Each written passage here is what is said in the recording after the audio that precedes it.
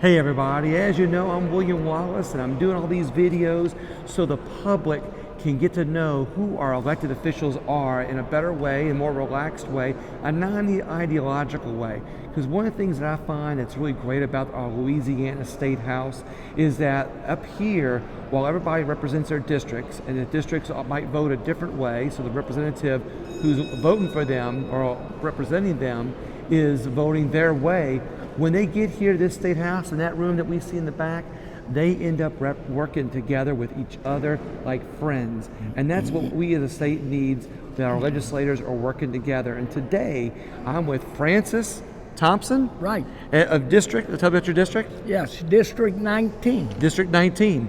Now, on a geographical level, where is your district exactly? Up in the northeast corner of the state. All right. And it's about 30 miles from Arkansas, 30 miles from Mississippi.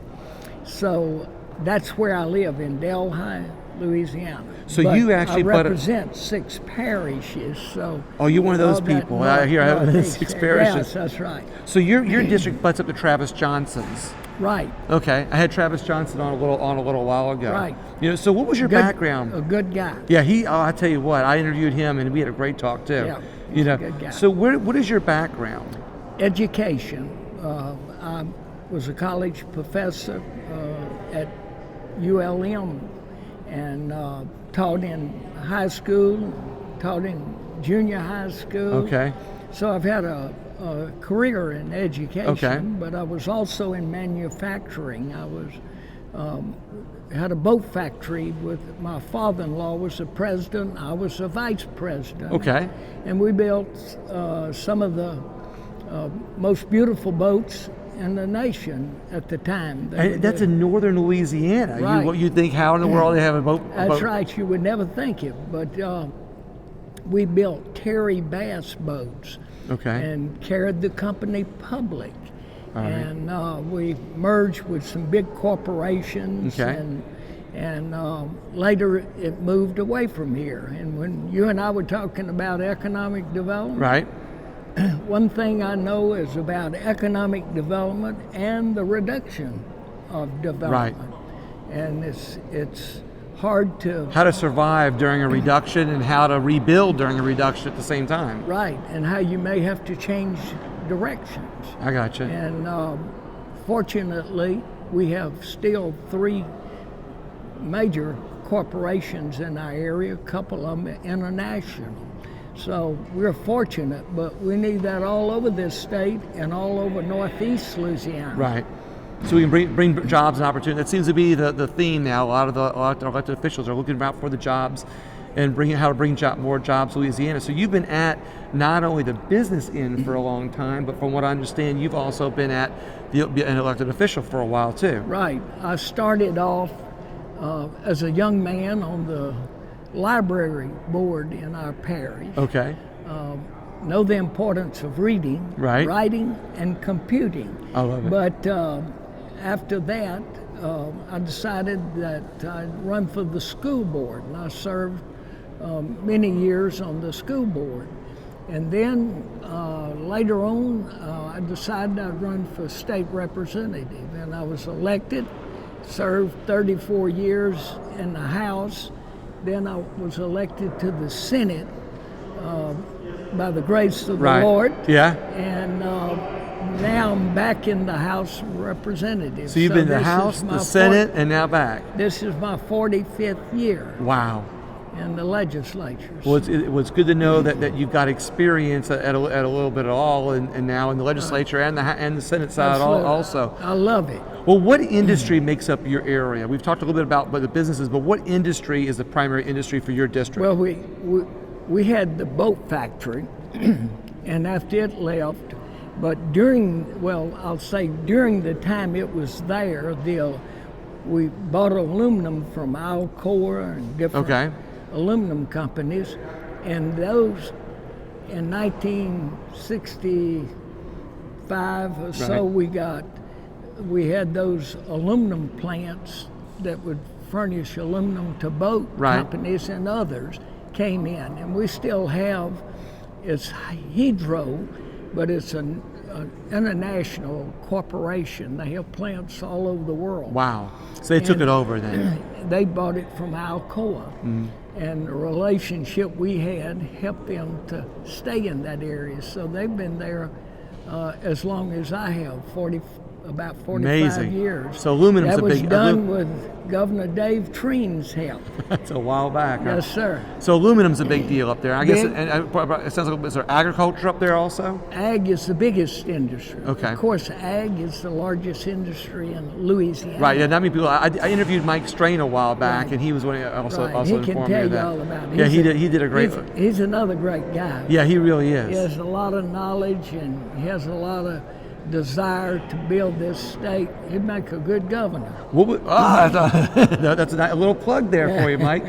So what made you decide to run initially, though? You told me your background, your history. What was the catalyst that made you run for, let's just say, the legislature? I always worked in public service. I believe that service to humanity is some of the best works in life that we can do. And I was working for with the Junior Chamber of Commerce, the JCs back in the day, and we had all sorts of projects for young people, people that were special in needs, and we built facilities for those individuals. A dear friend of mine died just this weekend, Dr. Scurry from our area, and he was worked shoulder to shoulder with us to build that facility. It's still there, servicing special needs people. Oh, wow. But I always like to be engaged with the community and trying to do things that would be beneficial, not only for our area, but for the state's needs. But what do you think is the biggest need? A minute ago you mentioned need. What do you think is the biggest need for your district? Well, I think our district is no different from any rural district in the United States. They're all suffering, losing population. They have great needs, water needs, sewer needs, road needs, bridges. It's not enough money to go around to take care of all the needs. I would hope, and I know the governor, John Bell Edwards, has done a great job. He's a hard worker, has a good mind, a good heart, good Christian man. He knows the needs of the rural area. He's instituting some changes now. Back a decade ago or more, I had a rural development law put in place. It's on the books today, but doesn't have any money in it. So, but what can we do for rural areas? We need to work hard to develop at least one industry in every small town in Louisiana. And they do that in other states. It's not something that I dreamed of it, but it's not something It used to happen more naturally, and now it's going to take the elected officials to kind of try to see that vision to help those small towns. It's kind of the same thing that Travis Johnson talked to me about earlier, because his area is kind of rural like yours. Absolutely. I represented his area in the Senate. Okay. And we have the Mississippi River, which is so important. Right. We need to have, over my years, I've been able to put ports all up and down, along with the other legislators, assistants, and police jury and locals. But we have ports in a fine port that will be built in Concordia. We have one that's already existing, a small port in Tensas. We have a port in Madison. We have several a fine port, several outlets in East Carroll Parish. If you want to know what will change the face of those areas, you bring industry to those ports, and you'd be shocked and surprised that Arkansas brings more export to New Orleans than the state of Louisiana. We've got to get more active in the port. We got to get that. We got to turn that around a little bit. Right. So, what do you think is the biggest issue facing Louisiana right now? Of course, financial issues are a big issue. You know, you can have a lot of plans, you can set up to do a lot of stuff for the state, but if you have no money, you can't get it done. Right. Balancing this budget will be a wonderful thing that we can do for Right. Louisiana. And Love to see a balanced budget. Yeah. Yes, you got to have a balanced budget. In Louisiana, we require that constitutionally. But the Speaker of the House and the House members, I'm new to this body, but they've worked really hard on trying to fashion a budget that would be realistic but take care of the needs.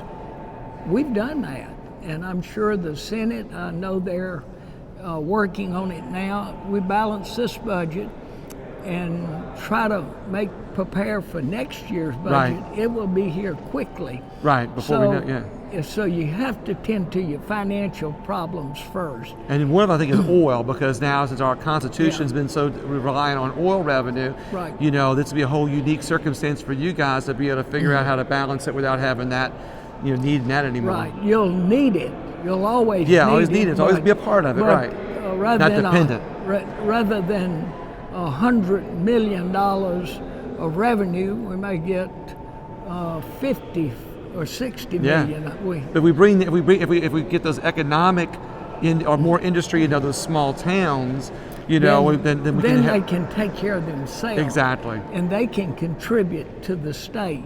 But we need to, excuse me, we need to take an example from Mississippi and some of the other states that have tried this multitude of years ago, Right. and they're actively doing better. Now overall they can't compete with Louisiana, but that is a good function, and that's a good example of what we should Right. do. And this is something that would help this whole state. We can't depend on just Baton Rouge, New Orleans, Shreveport, Acadiana, Right. you know, to be doing well and the rest of the state not doing well. Right. We got to make sure a rising tide brings everybody up. That's the kind of philosophy that I would like. Well, when you us can to look at what engage. other states are doing, you look at what's working, you can pick from what's working, bring it into our Louisiana thought and the Louisiana needs and the resources that we have here in Louisiana, and be able to adopt new plans of action to do that. Absolutely. So, is there any legislation that you're working on right now that you'd like to see get through? Well, my bills are pretty much through the process. Most of them deal with agriculture. That's the biggest industry. I've chaired ag for many years. I'm vice chairman in the House this time. Making sure that our farmers are taken care of. Make sure our producers, where you're from, watermelons and strawberries and things are very important. Right. We've got to make sure the whole economic engine is well oiled. So one last question for you, for the people of Louisiana.